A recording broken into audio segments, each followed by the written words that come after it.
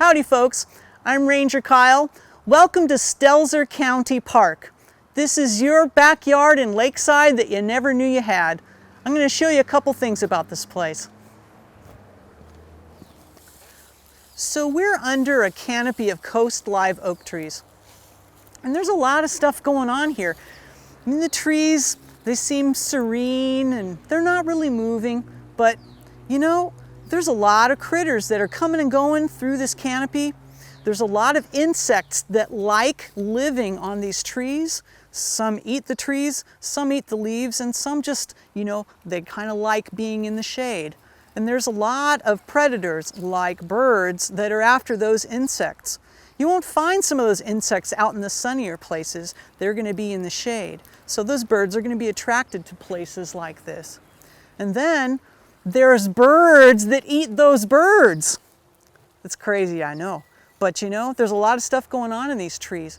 There's dead wood in these trees that there are beetles eating that. There's fungus that are eating the dead wood, and all of that is being turned into nutrients coming down to the forest floor. And all of these leaves, when these leaves die and they're shed by the trees, they pile up slowly and they create a layer that we call duff. And so this duff right here covers the ground and it keeps it cool and moist. And it provides a place for young acorns to sprout and little trees to grow. So this right here is an acorn from the Coast live oak tree. It kind of looks like a little chile made out of wood. And if nobody eats this, and there's lots of critters that like to eat it, if nobody eats this, then it can grow into a little tree like this. This is a baby oak tree. This may someday become a mighty oak, just like these oak trees around us. Cut.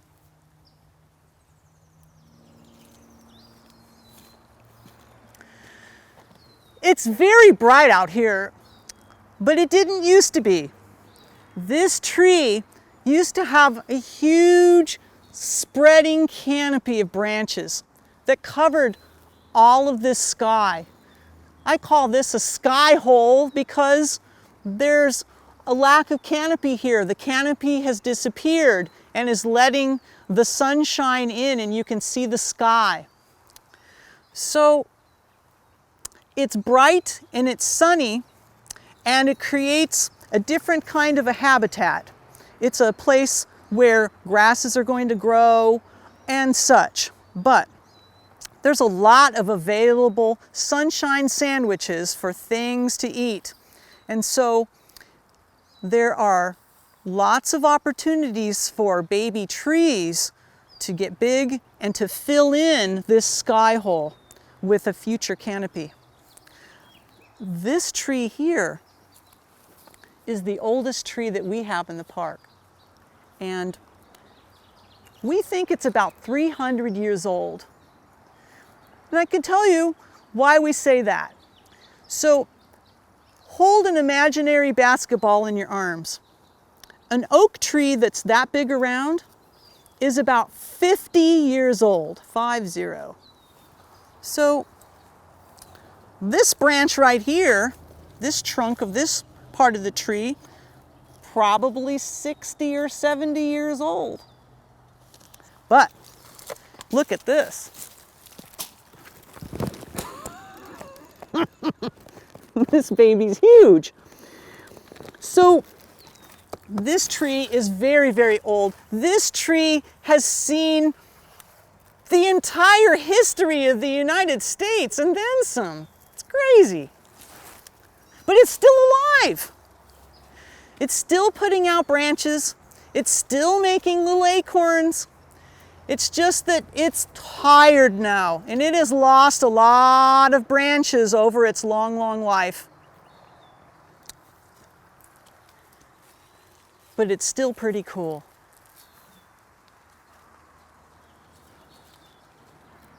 So here we are at the famous wedding tree. This tree has been a feature in many weddings over the years, and this area also doubles as our youth group camping area.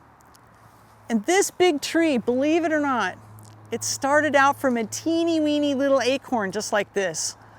And as they say, almighty oaks from tiny acorns grow. Really, it's amazing if you think about it.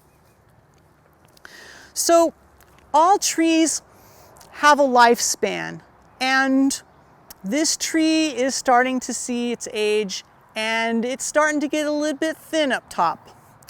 And so we have noticed that there are some sky holes beginning to form. And the county is dedicated to planting 3 trees for every tree that dies. And we can see in the future that this tree is going to die someday. And so we want to get a start on it. Now they say the best time to plant a tree is 20 years ago. And the second best time to plant a tree is now. So what we did is we found a few sky holes underneath this big tree, and we planted some trees that are about 15 years old. This tree is one of them. So, not very big yet, but it's getting there. Imagine this from this, really. It's going to do nicely. This park has been around for a while, but not nearly as long as these trees have. Some of these trees, 300 years old, but they've been growing here for a really, really long time. These rocks, this land, this area, this has been here forever. These rocks are millions of years old, and people have been coming to this area for thousands of years. They have been gathering acorns, the same acorns that make these trees, and they found that there's nutrients in these things. So people are pretty smart, and they figured out that, you can use one rock and you can grind an acorn on another rock, and you can make flour, and you can eat these acorns. Of course, there's a whole technique to making them taste good and be healthy, because they have a chemical in them called tannin. And the trees put the tannin in these acorns to keep other critters from eating their acorns. But people are pretty smart, and they figured out a way to get the tannins out. They wash it out. And you may remember that from 3rd grade. Yep, lots of people come through here and check out these grinding holes. Remember the sky hole thing we were talking about? Well, this tree, when it died just recently, it made a huge sky hole. In fact, you can look around and you can trace the sky hole. It's really a big one. And so we are trying to heal the canopy by planting more trees. And so this tree behind me is an Engelmann oak.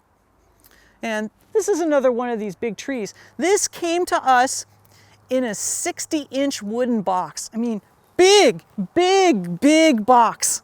It's kind of like a potted plant in a giant plant pot. And we had to have tractors bring this in because it's way too heavy for people to move it.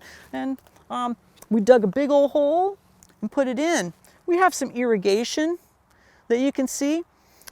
This irrigation is like drip irrigation, and it puts a little bit of water out and it percolates down into the ground, and it allows this root ball to drink water, and then the roots will eventually venture out away from the root ball, and they will be able to establish themselves in the forest. This big trunk right here, we're going to leave this one because it's kind of not in the way. It's kind of out of the way, and it's a great place for other critters to live. there's still lots and lots of carbohydrates left in this wood, and so there's lots of fungus, bacteria, and insects, the FBI, dun dun dun, and they are eating this wood and turning it into soil. And while they're doing that, there's lots of little hidey holes and places underneath these roots and underneath the bulk of this trunk where there's all kinds of critters that can find a home and find shelter in here. And then, of course, there's all kinds of predation going on too, from spiders to weasels checking these places out. So, you know, there's a lot going on with these trees. And some people say they live for 150 years and they die for 150 years. Well, check this out. So this tree is very much alive, but the whole inside of it is dead. This is all dead wood, and it's still surrounded by the living part of the tree. The growing, living, active part of the tree is called the cambium, and it's only about, as thick as your shirt. It's very thin, and it kind of slowly grows around injuries and compartmentalizes them, we say. It like seals them in. And this tree is slowly sealing up this dead wood. But until it does, it's exposed, and there's all kinds of critters that are eating the dead wood, not the live wood, but the dead wood.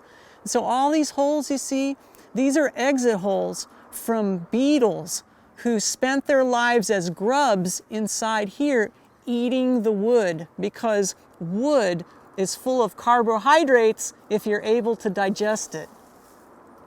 But this was home not just for the grubs, but other critters that burrow. And so woodpeckers are cavity nesters, and they will take advantage of dead wood like this, and they will burrow a hole in it so that they can make their nest. I'll show you if I can. If you see my flashlight up here, up at the top of this dead wood, there is a woodpecker nest hole. It's a hole about as big around as a golf ball or so, and woodpeckers have been using this as a nest for years. In parks, we manage parking lots, picnic areas, and trails like this one for safety. But there's also the aspect that we need to allow nature to do what she needs to do. So in a picnic area, we do a lot of mowing. We do that so that you can see the ground and so that there's not so many places for snakes to come. It kind of goes like this. Mice like to eat the seeds of grass, which grow on the ends of the grass stalks, like this. In cartoons, mice like to eat cheese, but in nature, they really like to eat grass seeds. And so when the mice are coming after the grass seeds, their predators, the snakes, are hunting for the mice. And we don't want to have snakes in a picnic area, because it's a safety concern. So what we do is we mow around picnic tables so that there's no grass. There's no grass seeds, there's no mice, and there's no snakes, hopefully. So that's kind of how that works. But here in this natural area, we're letting all this grass grow. And the reason why is because when we mow the grass and we also mow the baby oak trees. Not intentionally, but that's the way it works. So in this natural area, we've got all kinds of baby oak trees that are growing up here.